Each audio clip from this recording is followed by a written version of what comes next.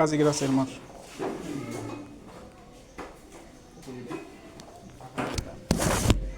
Deus seja louvado. Vamos orar para darmos início à nossa exposição.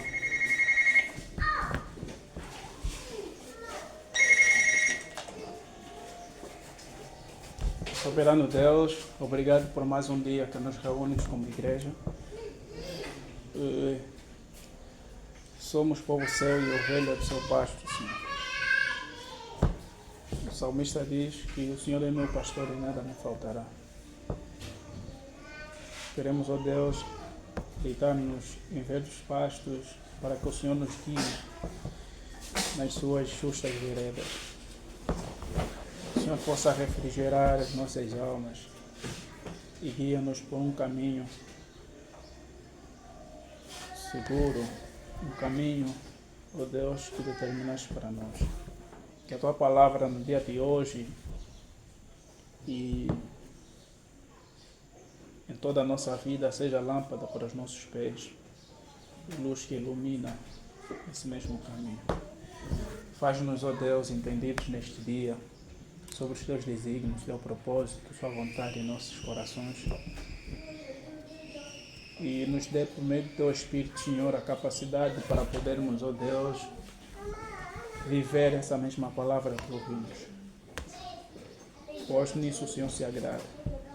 Essa é a nossa oração, Deus, no dia de hoje. Fale conosco, certamente, Deus. Use-me como instrumento para comunicar a Tua mensagem ao seu povo. E desse modo sermos todos nós edificados e crescermos no conhecimento e na graça do nosso Senhor Jesus. Assim nós oramos por meio de Cristo, através do qual o Senhor nos redimiu e nos fez participantes dessa enorme família que é chamada família de Deus. Assim nós oramos e agradecemos. Amém. Amém, irmãos. Paz, irmãos. Espero que os irmãos estejam a me ouvir claramente. Então hoje, como já anunciamos na semana passada, vamos dar sequência ao capítulo 3. Já em 2 domingos fizemos aqui a exposição dos primeiros 2 capítulos, né? O primeiro capítulo, o segundo capítulo, e este é o 3º domingo que estamos a seguir com a exposição do 3º capítulo da carta aos Gálatas. Por que razão estamos a estudar essa mesma carta? Entendemos que ela é extensiva até aos nossos dias, por razões óbvias. Questões que o apóstolo discute com os chamados judaizantes da época, irmãos judeus, que estavam então a saquear a liberdade dos gentios, irmãos cristãos que se convertiam, né? Dos gregos que se convertiam ao cristianismo. E essa liberdade tal foi condicionada por meio de questões da lei que eram exclusivamente para o povo judeu. Então, essa liberdade estava sendo posta em causa. Qual liberdade? A liberdade que alcançamos em Cristo Jesus. Uma vez que cremos, uma vez que aceitamos Jesus, nós somos livres. Então, não devemos nos prender nas coisas dos homens, nas coisas que têm o objetivo simplesmente, né, para a carne e não tem qualquer efeito espiritual. E então essa liberdade precisa ser proclamada, firmada e sustentada, defendida e não permitir qualquer força externa, ainda que seja, né, algum irmão, possa efetivamente invadir essa liberdade. E essa liberdade reveste o nome do Evangelho. Amém? Do Evangelho. E é isso que Paulo está a trabalhar no primeiro capítulo, dizendo que tudo que seja diferente ao que nós sabemos do santo e sacro Evangelho deve ser considerado anátema. Amém? Então, no primeiro capítulo trabalhamos nessa questão, no segundo capítulo trabalhamos nas questões mais problemáticas em que há um clima tenso entre o apóstolo Paulo e Pedro, tudo por causa do santo e sacro evangelho. Amém? Sendo que alguns irmãos estavam a andar na forma contrária ao que o evangelho exige. E assim, Paulo nos mostra, mais uma vez, a necessidade de enfatizarmos a verdade do evangelho sem amizade, sem amiguismo, sem olhar para o tempo em que cada um esteja nessa trajetória, sem olhar para a superioridade de ninguém, mas simplesmente estabelecermos a verdade do Evangelho, por meio do qual nós fomos justificados. Amém? Então, o Evangelho, a verdade de Deus, deve prevalecer em nossas vidas, e qualquer ligação que tenhamos com algum irmão não deve efetivamente suplantar ou abafar a verdade do Evangelho. Amém? Que deve ser defendida, passo termos, com unhas e dentes. Amém? Porque trata-se da mensagem pela qual nós viemos a viver, a obter vida. Amém? Então, daremos sequência assim o tema que ele começou no capítulo 2 sobre a questão da justificação, que é pela fé. Amém? Que é aquele processo, aquele ato, não processo, aquele ato que entendemos que Deus então nos torna inculpáveis, né? Sem culpa, por meio da aceitação pela fé, né? Do sacrifício que Cristo Jesus em substituição, ou seja, se colocando em nosso lugar, ofereceu diante de Deus, e esse sacrifício foi aceitado. Por meio deste mesmo sacrifício de Cristo, amém? Nós então, pela fé, aceitando, né, que Ele morreu para nos livrar, nos salvar da condição pecaminosa que nós, noutrora, vivíamos, né, e nos trazer no seu reino, na família de Deus. Então é que nós certamente nos tornamos sem culpa, aceitos diante de Deus, e assim por dizer, né, livres de qualquer peso que o pecado pode causar em nossa consciência. Amém? Isso não significa que no decorrer da caminhada, aqueles tropeços que vamos tendo não vão causar um sentimento de tristeza, né? Tristeza, digo assim, por razão de o pecado ser o único meio que nos afasta de Deus, né? E esse mal que efetivamente nos estava a apreender e nos mantinha distante de Deus. Amém? Não sei se faço compreender aos irmãos. Amém? Amém. Deus seja louvado. Então hoje vamos prosseguir com este tema. O apóstolo está ao mesmo tempo também se justificar diante dos irmãos, porque estava sendo acusado de várias coisas que ele, na verdade, que eles alegavam o apóstolo ser, mas que na verdade não era, né? Então, acusações de que era falso o apóstolo. Daí que no capítulo 1, nos primeiros versos, a tese dele, a introdução dele é a defesa do seu apostolado. E não só que foi acusado de ser falso apóstolo, mas como também que a sua mensagem não tinha qualquer concordância e anexo com a mensagem dos apóstolos que antecederam a ele. Daí que no capítulo 1 e 2 ele está fazendo essa defesa para poder então mostrar diante dos irmãos que tanto quanto o evangelho, a mensagem que os apóstolos que antecederam a ele anunciavam e que ele também anunciava, tinha uma estreita concordância, pelo fato de que ele alega não ter recebido de homem algum, mas do próprio Senhor Jesus Cristo que lhe apareceu e lhe revelou o seu evangelho. Amém? Então essa é a defesa do apóstolo Paulo diante daqueles que lhe acusam. E como eu disse, sobre o propósito pelo qual nós estamos a estudar essa carta, é efetivamente nesse sentido, né? Nós como igreja sermos capazes de poder defender aquilo que realmente nós professamos, cremos e certamente conhecemos. Amém? Não bastando simplesmente nós conhecermos, nós cremos, né? Mas temos que saber explicar isso aos nossos contradizentes, aqueles que nos acusam, aqueles que dizem que realmente nós seguimos a Cristo em vão, aqueles que nos chamam de fanáticos. Eles precisam entender que a mensagem, ok, que nós proclamamos é de um Senhor que realmente existiu, existe, amém? Existe, vive e intercede por nós, amém? Ressuscitou para a nossa salvação, para a nossa justificação. Então essa mensagem, ela deve ser efetivamente protegida, deve efetivamente ser defendida como um tesouro, amém? Como nós protegemos qualquer pérola, qualquer elemento de valor, nós precisamos também proteger o Evangelho pelo qual nós fomos gerados. Amém?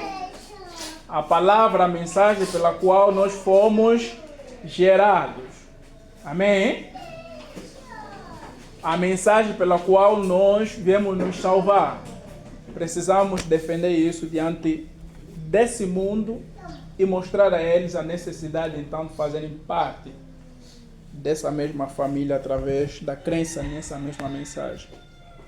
Então Deus seja louvado.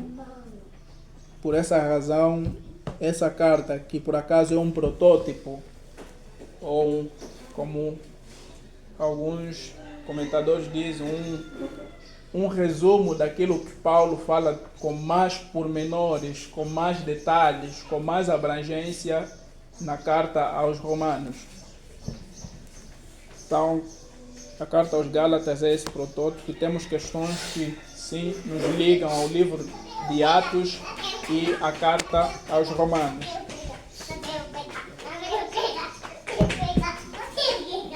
Então Deus seja louvado. Dando sequência, no capítulo 3,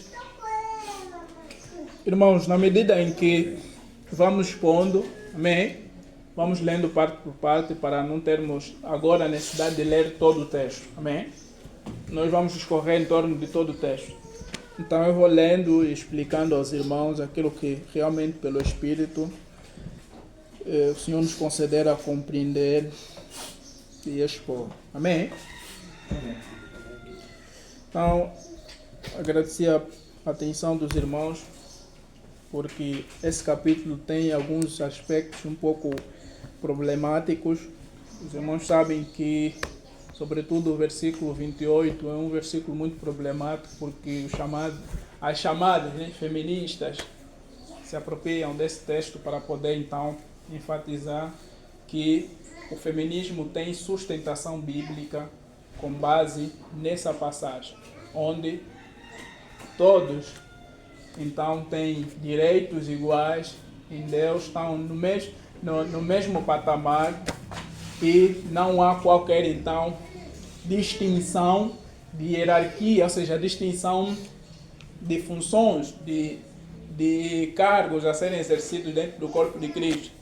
Então eles entendem que podem ser pastores, podem exercer a liderança, e aqui por diante se desdobra várias questões do feminismo. Mas nós vamos ver que isso é um pensamento contrariamente ao que está aqui, ao que o apóstolo propõe. Verso 1 nos diz assim: Ó Gálatas insensatos, quem vos fascinou a vós outros, ante cujos olhos foi Jesus Cristo exposto como crucificado? Como crucificado? Quero apenas saber isto de vós: recebeste o Espírito pelas obras da lei ou pela pregação da fé? Sois assim sensatos que, tanto começando no Espírito, estejais agora vos aperfeiçoando na carne? Terá sido em vão em que tantas coisas sofrestes, se na verdade foram em vão? Aquele, pois, que vos concede o Espírito e que opera milagres entre vós, porventura o faz pelas obras da lei ou pela pregação da fé?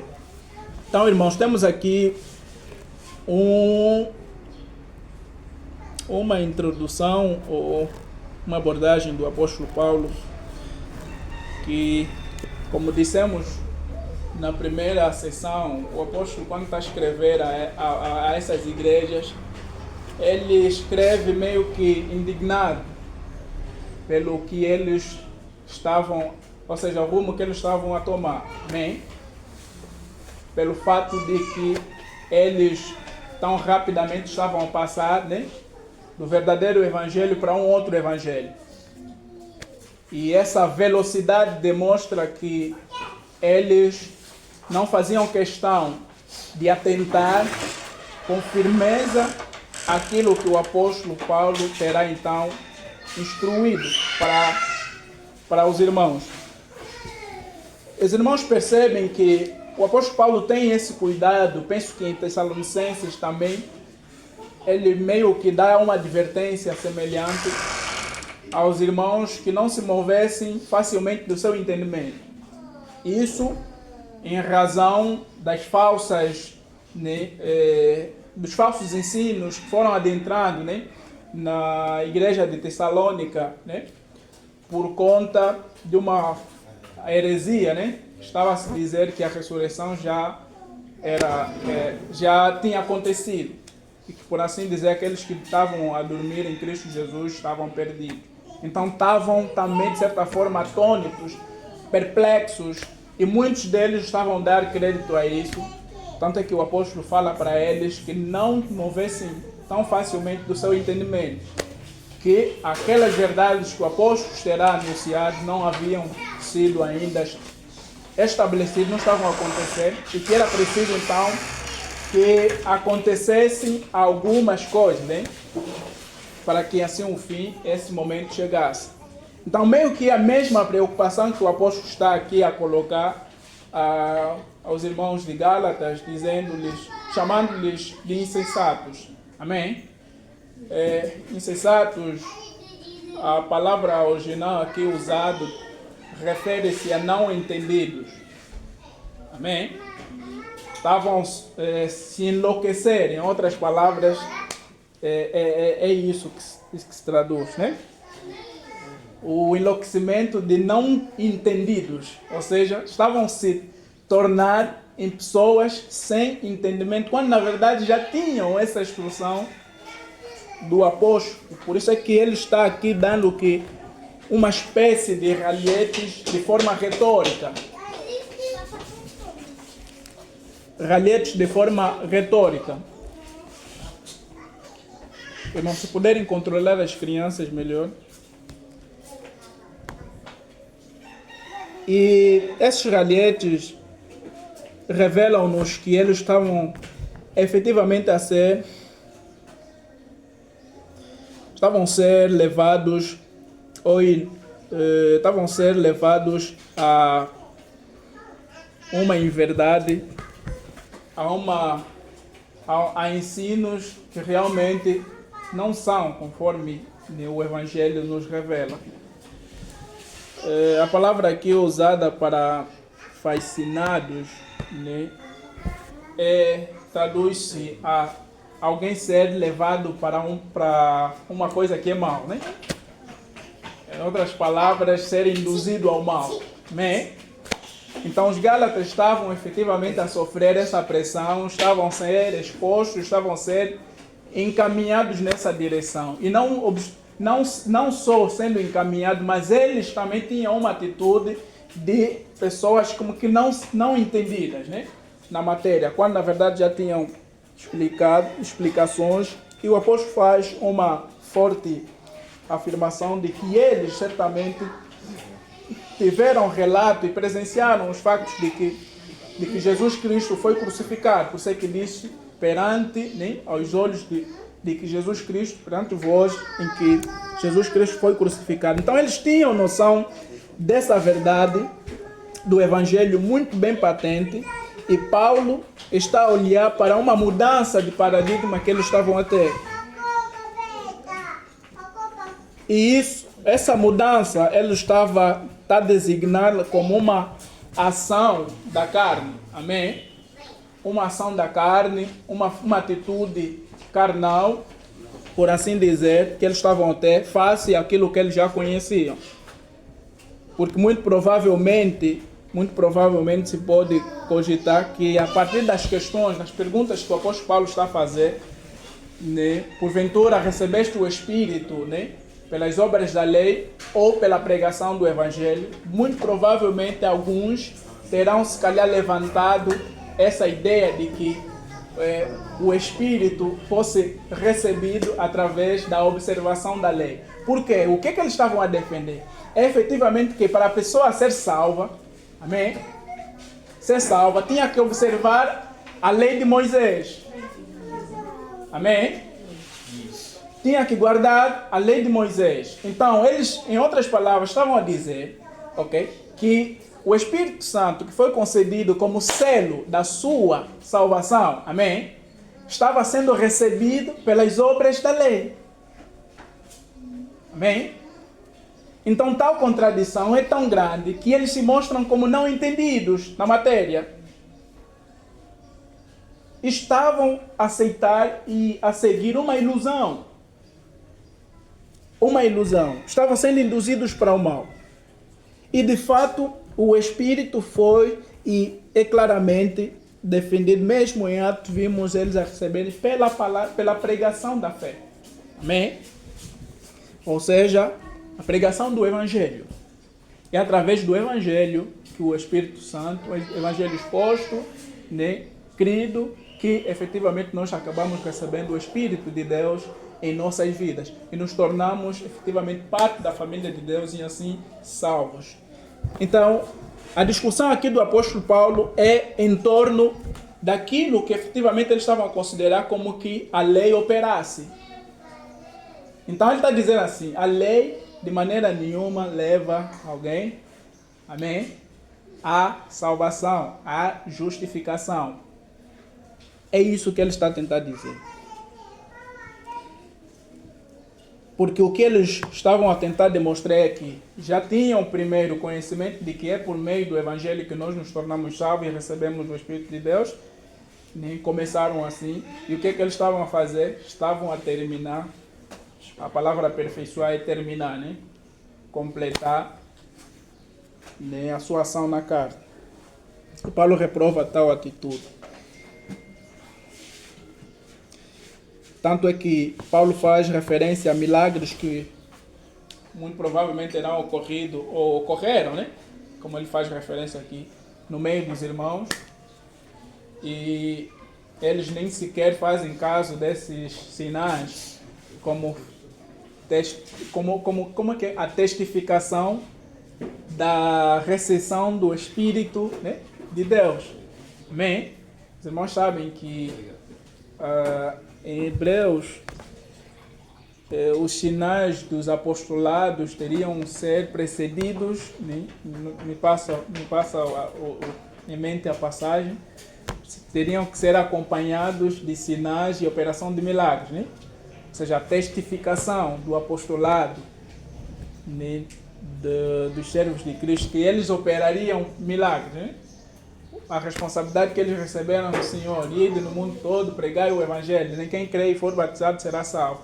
E estes apóstolos operaram sinais e maravilhas, dos quais faziam testemunho, testificavam que eles eram apóstolos do Senhor Jesus Cristo, amém?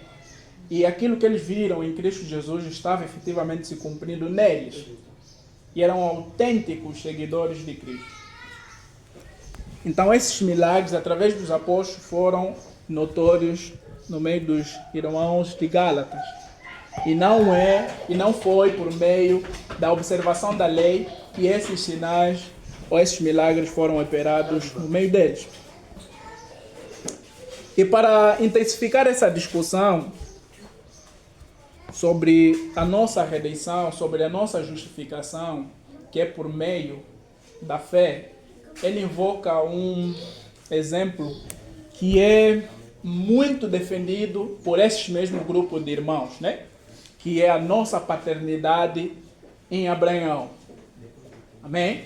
Parece que a figura de Abraão, para a mente do judeu, é chave para a discussão sobre quem deve ser considerado judeu, quem não deve ser considerado judeu. Né? Por isso é que vocês podem contemplar aquela discussão do Senhor Jesus Cristo, quando ele falou que ele era antes de Abraão. O que eles disseram? Que nosso pai, né? Abraão morreu, né? E tu dizes que quem crê em ti viverá, né? Aquela discussão, creio que é João 6, se não me engano. Os irmãos depois podem confirmar. E quando o Senhor Jesus Cristo disse que Abraão viu a mim, né? E exultou. Isso soou como uma ofensa para os judeus. Não pode, você está dizendo que nosso pai, ok? Te viu, você é antes do nosso pai, Abraão. Não pode. É uma ofensa autêntica para a nossa figura de paternidade. Porque todo Israel toma o nome e toma essa origem de Abraão. Bem, mas na figura que eles levantam, eles não percebem nem entendem, amém, que a realidade do judeu é posterior à justiça que Deus atribui a Abraão. E a promessa que ele fez, amém, que ele fez a Abraão, que da descendência dele, ele multiplicaria, ou seja, tornaria abundante sobre a face da terra. E é justamente essa descendência que o apóstolo Paulo, ok, está a lhes levar a compreender que essa descendência se refere a Cristo. Amém? Pelo simples fato, Abraão, quando creu em Deus, amém, ele era ainda cidadão, ok, de Ur dos Caldeus. Este era a cidade, né, natal de Abraão. E se os irmãos pesquisarem, Ur dos Caldeus, né, é uma cidade tão gentílica, mas gentílica, que não tem parte nenhuma, né, com os israelitas. Mas daí descendeu quem? Veio Abraão. E foi então nesse Ur dos Caldeus que o Senhor o chamou, amém? Lhe fez a promessa. Abraão creu, amém? E a Bíblia fala que isso lhe foi imputado por justiça. Se lermos adiante, Paulo está dizendo, é o caso de Abraão, que creu em Deus e isso lhe foi imputado para a justiça. Sabei, pois, que, né, os que são da fé são filhos de Abraão. Amém? Ora, tendo a Escritura previsto que Deus justificaria pela fé os gentios, preanunciou o Evangelho a Abraão. Em ti serão abençoados todos os povos. Amém? Onde que nós encontramos essa referência? Gênesis capítulo 15.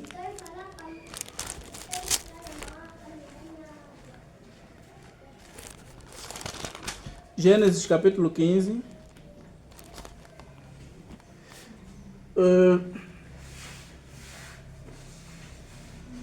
Vamos ler verso 5 a 6.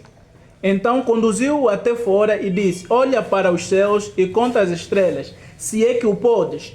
E lhe diz, será assim a tua posteridade. Amém? Ele creu no Senhor e isso lhe foi imputado para a justiça. Amém? É uma referência que nós temos porque no capítulo 12, onde temos já a referência do chamado de Deus para com Abraão, do seu povo, né? Aqui nós temos a referência porque Abraão,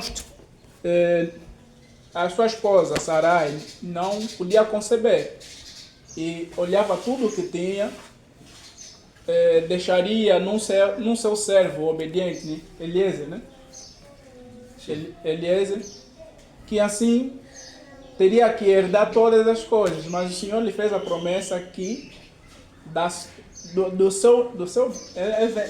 dos seus lombos viriam mesmo a sua descendência. E Sarai seria então a mãe então desse mesmo povo. E aqui em Gênesis capítulo 15 nós temos essa promessa de Deus, que assim como os céus, né, e as estrelas do céu são tão sublimes e incontáveis, assim Deus faria com a posteridade de Abraão. E o que aconteceu? Abraão creu e isso lhe foi imputado por justiça. Abraão não era ainda aqui, amém? Não era ainda aqui circuncidado, irmãos. Amém? Abraão não era circuncidado nesse instante.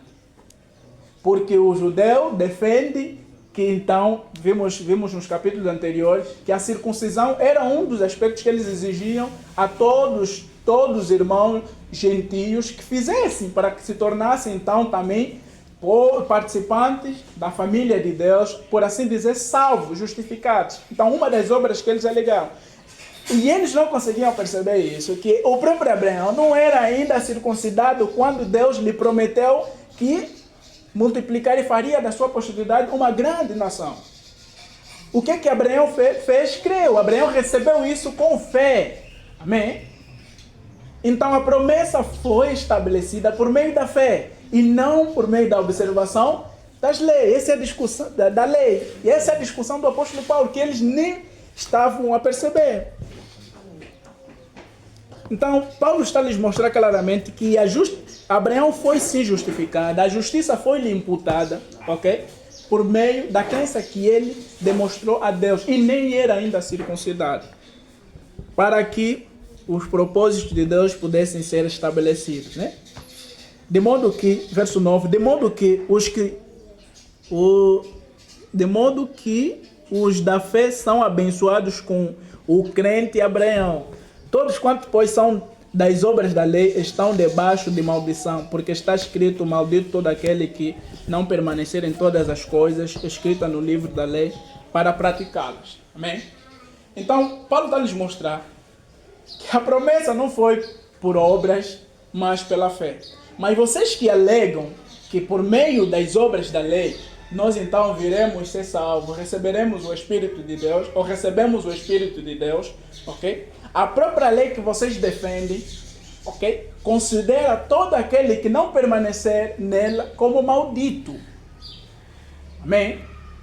E Tiago nos ajuda, Tiago capítulo 2, verso 10, nos ajuda a perceber como é que a ideia dessa maldição, que por acaso em Deuteronômio capítulo 27, verso 26, né, onde essa declaração consta. Amém? Os irmãos podem confirmar depois. Tiago nos fala que todo aquele que cumprir todos os mandamentos, né, e tropeçar só num, é culpado de todos. Então o judeu não teria como se justificar diante de Deus por obras da lei, porque a maldição estaria presente, que a lei, ou seja, que Moisés, né, prescreveu em Deuteronômio capítulo 27, estaria presente na vida dele. Logo, ninguém seria justificado.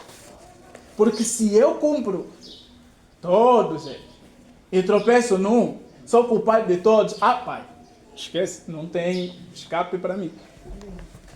Estou vendido. E é evidente que pela lei ninguém é justificado diante de Deus, porque o justo viverá pela fé. Amém? Essas são as declarações que as Escrituras nos apresentam. O justo viverá pela fé. E Abraão foi justificado por meio da fé. Amém? A justiça lhe foi imputada por meio da fé. Essa declaração, o justo viverá pela fé, na verdade é uma declaração de Abacuque, capítulo 2, verso 4, né? Quando Abacuque se apresenta diante do Senhor, clamando, esperando que o Senhor falasse, né? Comunicasse a ele a vontade que ele passaria ao povo. Então, certamente o Senhor fala a Abacuque da necessidade de todos se curvarem e viverem por meio da fé, né? Ou seja, manter sim a justiça por meio da fé. Então nós temos uma justificação assim, ou a tese do apóstolo Paulo face aos seus contradizentes judaizantes, para mais uma vez firmar a ideia de que o evangelho, né, é antes do judaísmo, né, vamos dizer assim, né, antes da instituição da lei. E é certamente isso que ele vai esclarecer nos versículos seguintes. Ora, a lei não procede de fé, mas aquele que observar os seus preceitos, por eles viverá. Ele está destacando aqui aquilo que em Levítico 18, creio, que é o capítulo 5, alguma coisa assim, está lá legislado de que se a comunidade de Israel permanecesse nas coisas que o Senhor, nos mandamentos que o Senhor lhe exigia que guardassem, por elas viverão. Mas essa vida era quase impossível, amém, ser alcançado. Porque por um lado, você entende que cumprindo todos e tropeçando num, és culpado de todos os mandamentos. Logo, não tens como chegar a essa vida. Paulo está deixando linhas que não tem como a lei te levar à salvação. Não tem como a circuncisão te fazer a chegar diante de Deus. Não tem como você se justificar. Era impossível. E prosseguindo, Cristo nos resgatou da maldição da lei, aquilo que a lei dizia, Cristo nos resgatou, fazendo-se Ele próprio maldição em nosso lugar, porque está escrito, maldito todo aquele que for pendurado em madeiro, né?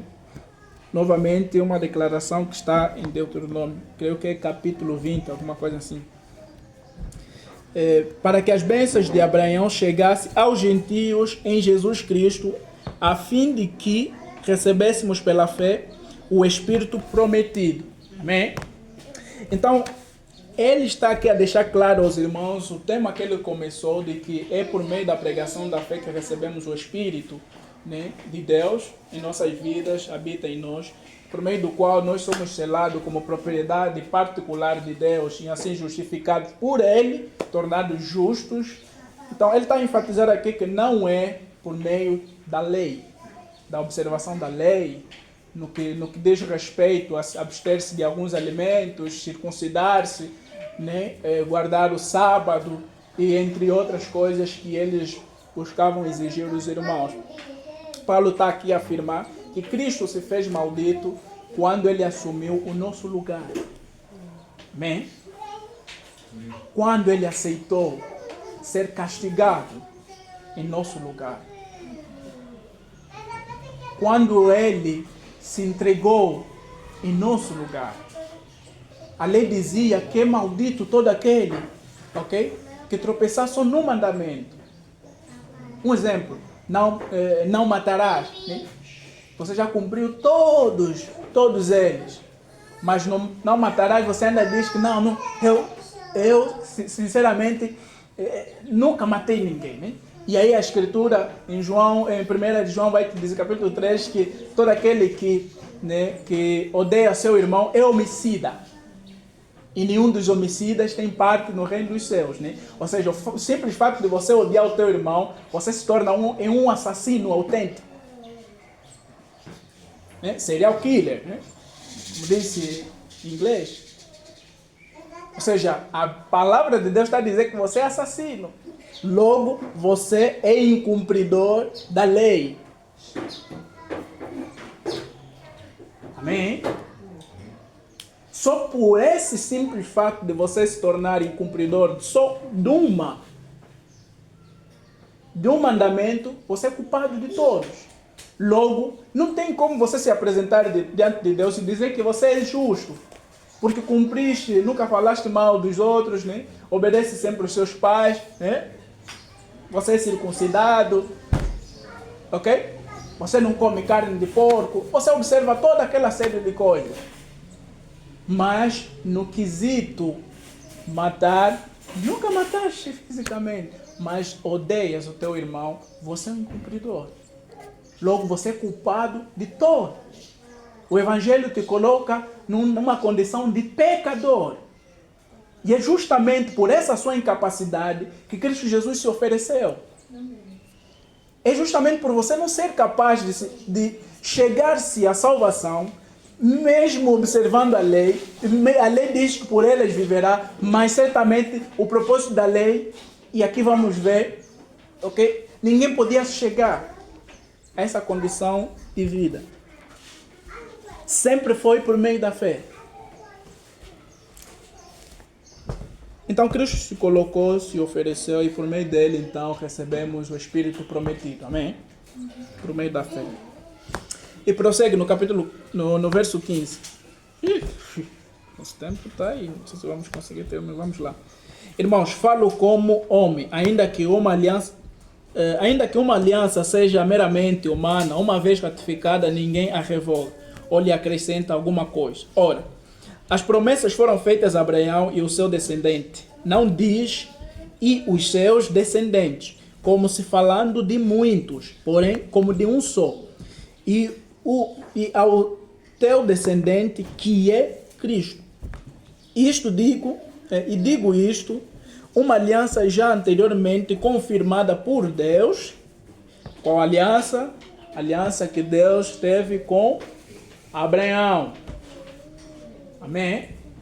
A palavra aqui ratificada é confirmada. Não se trata aqui de tipo reparar, né?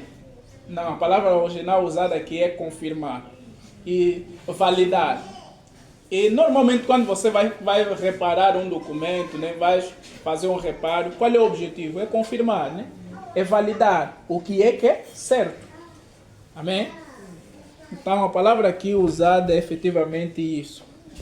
Se traduz na confirmação daquela aliança, do pacto que Deus teve com Abraão, quando lhe chamou e disse que ele seria então a sua posteridade, no caso a sua descendência. Não é os seus descendentes, ele multiplicaria, mas a sua descendência. Então vai se cumprindo, se arrastando de Isaac até Cristo. Amém? E efetivamente estava sendo aí anunciado. Cristo Jesus é esse descendente. Por meio dele, né, nós todos viemos à salvação. E digo isto, uma aliança já anteriormente confirmada por Deus, a lei que veio 430 anos depois, não a pôde abrogar ou revogar, de forma que venha a desfazer a promessa. Então os irmãos estavam a falar em verdades. Não podia ser verdade que através da circuncisão, da observação da lei, nós seríamos justificados. Porque já tinha uma promessa, uma aliança que Deus fez, que por meio da fé, né, nós seríamos justificados, seríamos salvos, e não por meio da observação da circuncisão, que é posterior, e outras questões que a lei estabeleceu. É mais ou menos isso que ele está a explicar aqui. Porque se a herança provém da lei, já não decorre de promessa, mas foi pela promessa que Deus a concedeu gratuitamente a Abraão. Qual, pois, a razão de ser a lei? Então aqui começamos a entrar numa nova temática que ele vai então esclarecer por que razão a lei veio a existir. Foi adicionado por causa das transgressões, até que viesse o descendente o descendente a quem se fez a promessa, e foi promulgado por meio de anjos pela mão de um mediador. Ora, o mediador não é de um, mas Deus é um. E é porventura a lei contrária às promessas de Deus? De modo nenhum, porque se fosse promulgada uma lei que pudesse dar vida à justiça, na verdade seria procedente de lei. Mas a Escritura encerrou tudo sob o pecado para que mediante a fé em Jesus Cristo fosse a promessa concedida aos que creem. Então, repito, irmãos, o objetivo da lei era efetivamente por conta dos pecados. Amém? Amém, irmãos? Amém. E como é que nós compreendemos isso? Romanos capítulo 3, versos 20. Romanos ensina-nos que por meio da lei, a lei evidencia o pecado. Amém? Romanos capítulo 3, verso 20 diz assim. Verso 19. Ora, sabemos que tudo o que a lei diz, aos que vivem na lei o diz, para que se cale toda a boca e todo mundo seja culpável perante Deus. Visto que ninguém será justificado diante de Deus por obras da lei, em razão de que pela lei vem o pleno conhecimento do pecado. Amém? A função, e isso é o que o apóstolo está a dizer aqui em Gálatas, a função da lei era efetivamente, né, manifestar, tornar evidente, ok, o pecado. Amém? Por isso é que diz adicionado por causa das transgressões. Como diz, Romanos esclarece, né? Desmistifica. Que em razão de que a lei, por meio da lei, nós temos o pleno conhecimento do pecado. E é aquilo que Paulo disse, que eu não conheceria o que é pecado se não fosse por meio da lei. Se a lei não dissesse não matarás, amém? Eu não saberia o que é pecado. Os irmãos podem dizer, mas a lei, está a falar da lei de Moisés, que veio depois. Não, de toda. Amém? Porque a lei não foi só, né, escrita naquelas tábuas, mas como também foi transmitida de forma oral. Amém? Amém? Amém. Então como é que Adão pecou?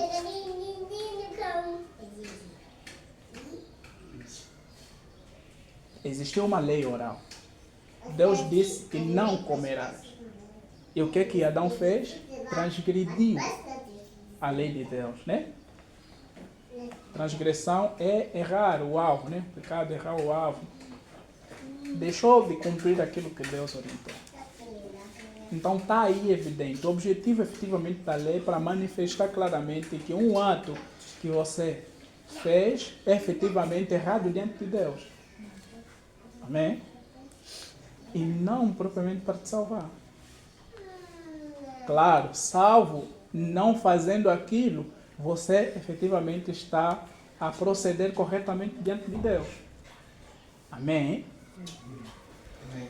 Então, essa lei, Paulo está a dizer que foi dado por meio de anjos. E na mão de um mediador. Este texto causa um pouquinho de problemas de interpretação, mas não há exatidão em todos os comentadores relativamente a que momento em que nós encontramos os anjos entregando a lei. Amém? Mas que é verdade, sim, nas Escrituras, é verdade, que isso não é só o apóstolo Paulo que está a dizer, mas também é reafirmado. O escritor aos Hebreus reafirma isso. Se os irmãos lerem Hebreus capítulo 2, verso 2, vão encontrar isso. Se os irmãos abrirem o livro de Atos capítulo 7, verso 53, vão ver que Estevão está a falar da mesma coisa, né? Que vocês receberam a lei por intermédio de anjos e não a obedeceram. É isso que Estevão falou àquela comunidade de judeus em sua defesa da fé cristã. Então temos referências na palavra de que efetivamente essa lei foi dada por meio de anjos. E dos anjos para Moisés, esse intermediário entre Deus e o povo judeu, né? Entre os israelitas. Moisés está aí. E de Moisés para o povo. Essa lei que aqui está a se referir é efetivamente escrita, né? Que é do Monte Sinai. Amém? Então temos que referenciar isso. Então foi assim entregue. E o mediador não é... Ora, o mediador não é de um, né? Mas Deus é um. Logo, o que ele está tentando dizer? A lei teve vários intermediários. Ok? Essa passagem está dizendo que a lei teve vários intermediários. Mas Deus é um. No quesito quê? No quesito de que a promessa foi estabelecida com um único mediador, que é Cristo. Amém? Deus, amém? Foi Deus quem prometeu. É Ele quem estabeleceu o acordo. É Ele quem concedeu que a salvação seria por intermédio da fé. Amém? Que a justificação seria por intermédio da fé. Então Cristo é o mediador entre Deus e os homens. É porventura a lei contrária? Não, de modo nenhum, não é contrária às promessas.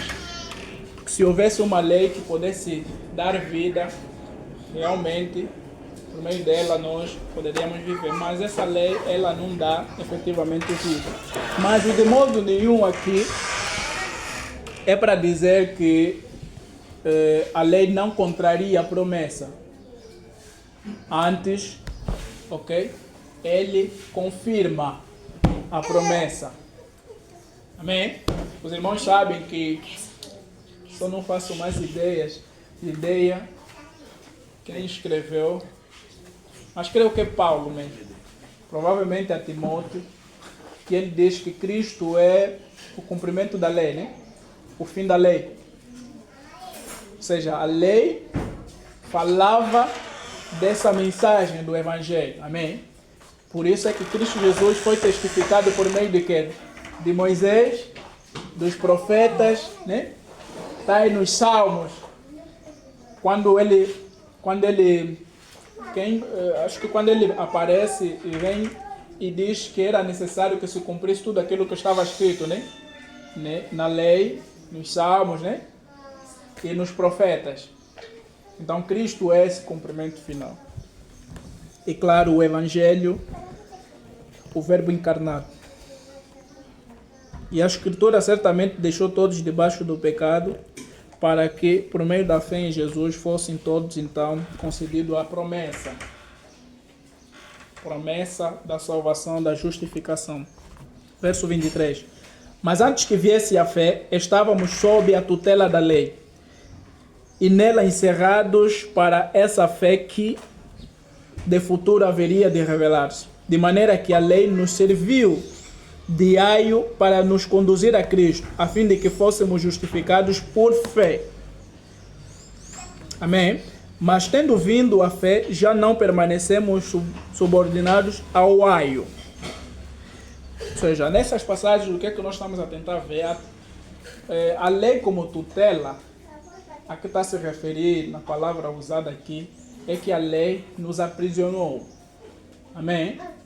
Nos tornou presos, sem liberdade, sem salvação, até que Cristo Jesus, que nos daria liberdade, ok? Fosse manifesto. Mas a lei não só nos aprisionou também, mas também nos disciplinou de forma severa. Quando fala de aio, é aquele supervisor, os que entendem de palavra pedagogo, né?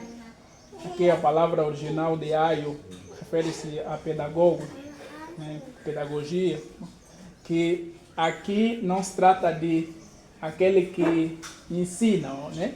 Ou o professor, mas é uma figura na época do apóstolo, segundo os dicionários de grego, né, dizem que essa figura de pedagogo era uma figura de uma escrava com uma educação já elevada na época, que podia então acompanhar a criança desde os 6 anos até os 16. Né? William Barker fala pelo menos desse aspecto, que então a função dele seria então acompanhar essa criança, a escola, aquelas atividades domésticas, de maneira que lhe preparasse a maturidade. Ok? A maturidade. E esse acompanhamento é uma espécie de disciplina severa, né? Dizem assim, disciplina severa, segundo eles. Muitos dizem que não é aplicado ao ensino, mas é praticamente essa função que eles traduziram, né, nessa palavra usada aqui de aio, que então a lei era-nos isso, uma espécie de quem podia nos conduzir até a maturidade. Ou seja, essa maturidade se refere, né, à fé, né, e a nos conduzir no momento devido, no momento adequado, né, a correspondermos à fé, né, termos a maturidade suficiente disso até a manifestação de Cristo. Então, nos aprisionava com disciplinas severas, amém? Até que pudéssemos ganhar a atitude, a percepção de que realmente a fé em Cristo Jesus é suficiente para nossa liberdade. Nossa liberdade. Porque quando você entende que és incumpridor de todo o mandamento, você se torna um preso, sem volta. Tentas bater daqui, não sai. Amém? Então o propósito da lei olhava para efetivamente isso. Até que você ganhasse consciência, não. eu tenho que dar um gás aqui através da aceitação de Cristo Jesus. Não tenho como permanecer nessa condição. Então, o objetivo da lei, segundo aqui o apóstolo nos ensina que efetivamente ele nos serviu para nos conduzir a Cristo, né? A nos levar a Cristo, com essa noção toda. Mas vindo a Cristo, nós não temos mais que ter qualquer relação com o alho, né? Ou seja, não estamos mais presos na lei ou neste tutor, ok? Nós temos Cristo, então, por meio do qual nós aprendemos e somos libertos e vivemos em novidade de vida. Não mais subjugados, submetidos debaixo da lei. Porque Ele nos livrou. Ele nos tornou, por meio da fé, inculpáveis. Amém? Não temos que andar mais com peso de consciência. Peso de consciência, né? É assim que se fala, né? Peso de consciência de que ainda somos escravos do pecado. Amém? Ainda estamos presos no pecado? Não. Nós agora somos livres em Cristo Jesus. Por isso é que ele prossegue, pois todos vós sois filhos de Deus mediante a fé em Cristo Jesus. E isso agora é para desfazer a noção errada desse grupo de judeus que assim consideravam-se o único povo exclusivo de Deus. Por isso é que o que eles estão a tentar fazer é arrastar os gentios para a identidade que eles tinham de judeus. Não, tem que ter os mesmos costumes como os judeus. Tem que se circuncidar. Por acaso obrigaram Tito a se circuncidar? Companheiro de Paulo. Mas se circuncidou para que, de fato, não pudesse escandalizá-lo, né? Mas mostrasse efetivamente qual era o propósito da lei. Tivemos esse caso. Então nós, efetivamente, somos filhos de Deus através da fé. Não por meio da observação da lei nenhuma, não por se circuncidarmos ao que eles exigiram, não. Todos nós somos filhos de Deus. E ele prossegue, porque todos quanto fostes batizados em Cristo, de Cristo vos revestiste. Desta forma, não pode haver judeu, nem grego, nem escravo, nem liberto, nem homem, nem mulher, porque todos vós sois um em Cristo Jesus. E sois de Cristo, também sois descendentes de Abraão e herdeiros segundo a promessa. Para fechar então com essa discussão. Efetivamente estabelece aqui que em Abraão todos são benditos. Amém? Gregos, no caso gentios, judeus, né, escravos, livres, mulheres, homens, amém? Aqui ele está a olhar para a figura da raça, ok? Humana. Da raça humana, todos, não há distinção. Todos podemos sim ter agora acesso, ok? À presença de Deus por intermédio de Cristo Jesus. É isso que a passagem estabelece. A passagem não estabelece distinção de hierarquia, é assim que se diz, né? De posições. Ou seja, que não, aqui o apóstolo Paulo está a quebrar a ideia do judaísmo que existia, em que a mulher não tinha muita força expressiva social, né?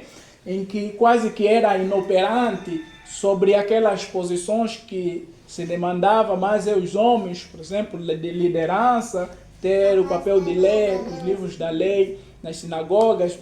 Então, como no judaísmo, há essa forte afirmação de que a mulher só tem a posição de se sujeitar ao marido e não pode ter qualquer acesso ao lugar reservado aos homens. Então, muitos olhando para esse texto e olhando para a discussão que existia entre Paulo e os judeus, então entenderam que Paulo estava a romper todos os pilares do judaísmo. E por assim dizer, a crença de que a mulher tem que ser submissa ao varão. Então é aqui que eles então entram, não, todos somos iguais em Cristo Jesus. Ok? Não há que ter alguém com cargo maior, não há que ter não só homens que lideram, as mulheres não podem liderar.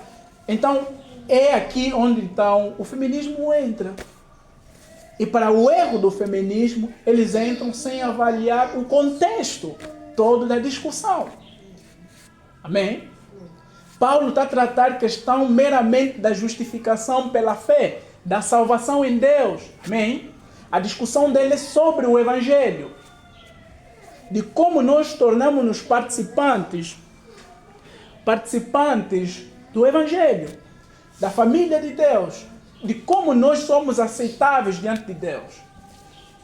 É isso que o apóstolo Paulo está a tratar aqui e diz que todos então são um no sentido único povo, uma única família. Amém? Não há que ter essa distinção, não, porque os gentios é gentio, porque a lei dizia que não, o gentio não pode, o judeu não pode ter parte com o gentio, nem comer sequer, como o apóstolo Pedro simulou, né?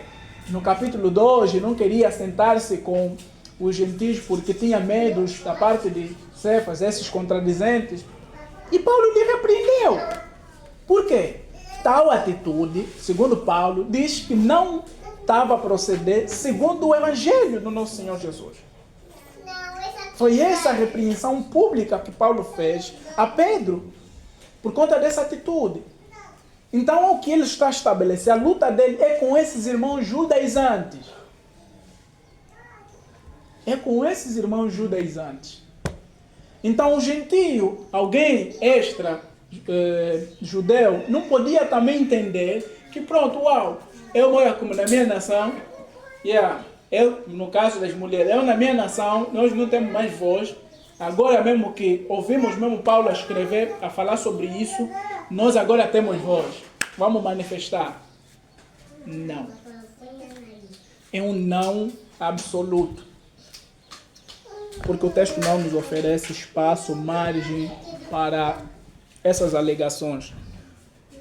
Tudo o que temos é que observar aqui são as palavras, a luta do apóstolo Paulo sobre essa falsa ideia que estava a se propagar dos irmãos judeus, né? Então, irmãos, o que é que então podemos daqui extrair para fecharmos com o capítulo 3? Irmãos, primeiro é que precisa estar evidente em nós que a nossa justiça não procede de alguma obra que nós tenhamos feito. Não, porque eu sou boa pessoa, ok? Sou boa pessoa, faço obras de caridade,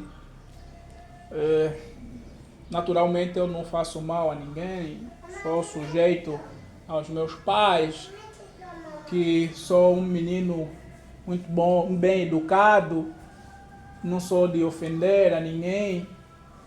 Na escola sou muito bem comportado, no trabalho, quanto mais sou super moralista, estou sempre no meu canto, não me envolvo com conversas dos meus colegas, porque entendo que é do foro deles. Então, irmãos, ainda que todas essas coisas estejam evidentes, patentes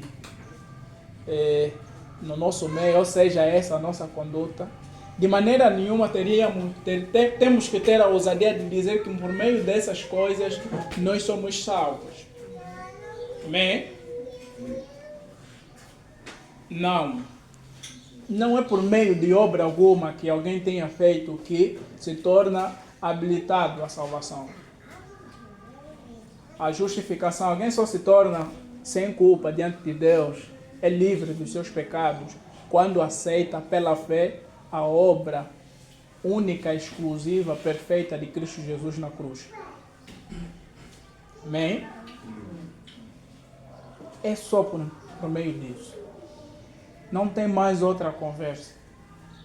Então, o chamado à fé, o chamado à aceitação de Cristo Jesus por meio da fé, o chamado a olhar para a cruz e sermos efetivamente salvos, o chamado de olharmos para Deus, todo o povo da terra, e serem salvos, é efetivamente, única, exclusivamente através da fé em Cristo Jesus. Amém? João capítulo 1, verso 12, ele diz que a todos quantos receberam deles o poder de se tornarem filhos de Deus, dos quais não nasceram da carne, nem do sangue, nem da vontade de homem algum, mas de Deus. Então esse chamado é por meio da fé. Então não adianta colocarmos obras algumas que tenhamos feito, alguma coisa que achamos que nós fizemos melhor, que seremos justificados diante de Deus. É engano, é inverdade e não procede do verdadeiro Evangelho de Cristo Jesus. Amém? Não procede do verdadeiro Evangelho de Cristo Jesus. E de fato, irmãos, a segunda lição que podemos extrair daqui, a obra que Cristo Jesus fez lá naquela cruz é tão grande, irmãos. É imensurável. E precisamos olhar isso com tudo aquilo que nós lemos e vimos que a lei fala, irmãos. Moisés nos falou maldição, todo aquele que não permanecer na lei. Nós efetivamente conhecemos essa mesma lei. Amém? Maldição, maldição. E por assim dizer, irmãos, todos nós estávamos debaixo da maldição da lei. Porque éramos incapazes. Não podíamos, com obras, com qualquer coisa que tenhamos feito, operar salvação, como já disse. E Cristo Jesus, no plano eterno e soberano, Ele colocou-se em nosso lugar. Ele aceitou efetivamente morrer em nosso lugar. Irmão, não adianta ser boa pessoa, isso não vai te levar ao lado nenhum. Só o Evangelho nos torna alguma coisa. Amém? Só o que Cristo fez nos torna habilitados na presença de Deus, nos habilita, nos dá acesso. Ok? Como Hebreus diz que aquele que nos consagrou um novo e vivo caminho, né? Isto é, pelo seu corpo e seu sangue. Né? Precisamos adentrar neste santo dos santos só e única, exclusivamente através do reconhecimento do sacrifício de Cristo. A morte de Cristo não foi em vão, não foi inútil. Cristo efetivamente morreu e ressuscitou para a nossa redenção e suportou o peso dos nossos pecados. Ele aceitou o nosso castigo. Quando lemos Isaías 53, conseguimos perceber claramente isso, irmãos. O que Cristo Jesus passou por nós. Mas mesmo assim, não falhou, não pecou. Permaneceu até o fim, aceitou o castigo até o fim. Nós, pecadores, nossos pecados, Ele morreu. Ele foi crucificado e abandonado pelo Pai. Vocês não imaginam, e nós nem imaginamos, tamanho peso que estava sobre o Senhor Jesus Cristo. Para naquela cruz, Ele depois bramar e dizer que Elohim, Elohim, lama sabatani, Deus meu, por que me abandonaste? Por conta dos nossos pecados. E essa é a verdade do Evangelho que deve ser estabelecida, irmãos. É essa mensagem que devemos defender. É essa mensagem que devemos proteger, lacrar. Lutar por isso. Nós lutamos por bens materiais, lutamos por nossas casas, lutamos por nossos carros, lutamos por nosso vestuário, lutamos por nosso pão, lutamos todos os dias por tantas e tantas coisas. E muitos nós estamos a perder foco, como na introdução o pastor colocou muito bem, daquilo que é a mensagem central da Bíblia. O Evangelho. E essa mensagem que precisamos responder no nosso dia a dia, na maneira como vivemos. Temos que corresponder à mensagem da fé. Temos que viver como novos, como esse povo que foi resgatado por um preço tão caríssimo, né? Como o salmista diz que a redenção da alma é caríssima, ninguém pode comprar. Então, irmãos, tenhamos essa atenção que na nossa vida vivamos conforme nosso Senhor nos chamou. Amém? Amém. Vivamos, estejamos atentos, porque os tempos estão cada vez mais violentos, irmãos. Hoje parece que nunca o maligno tem procurado então trabalhar, penso eu, na análise que tenho feito, é mais na questão de conhecimento. Vocês não conseguem ver que a luta agora é sobre conhecimento? Sobre quem conhece, quem discursa melhor, quem fala melhor, quem consegue expor melhor. Hoje tudo está nesse brilho. E os menos atentos não percebem que o maligno está a semear a sua semente de distração.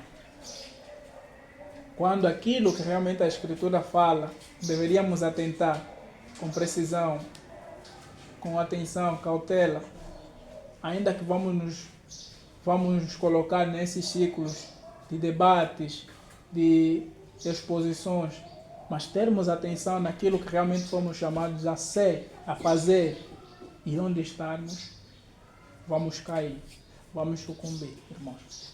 Então tenhamos muita atenção, porque a cegueira do maligno, né, está se espalhando também nisso.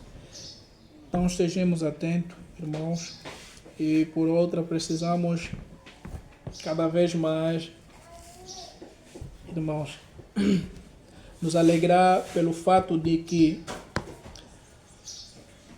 nós somos filhos de Deus, irmãos. Amém? Então, irmãos, não podemos julgar que somos inúteis quando Deus fala para nós. Não, irmãos. Todos nós estamos aqui com as diferentes características étnicas, né, pessoais. Todos nós estamos aqui unidos por uma única causa, Cristo Jesus, amém? E esse Cristo nos tornou participantes, né, da família de Deus. E nós somos filhos de Deus. Temos que sentir isso. E temos que ter gozo e satisfação nisso. Porque Deus é efetivamente nosso Pai. Amém? Amém. Deus é efetivamente nosso Pai e precisamos tornar isso evidente. Como filhos obedientes a Deus. Amém? Amém. E o que é que devemos fazer? Não deixar de observar a vontade do nosso Pai. É o único destaque que Cristo diz, que aquele que herda o reino dos céus, somente aquele que faz a vontade do seu Pai, né? Amém? Então, não é só aquele que me diz Senhor, Senhor, Senhor, mas sou daquele que faz a vontade do meu Pai. Então, sejamos conscientes disso, irmãos, e Deus seja louvado em tudo. Amém? Se há alguma questão antes de orarmos.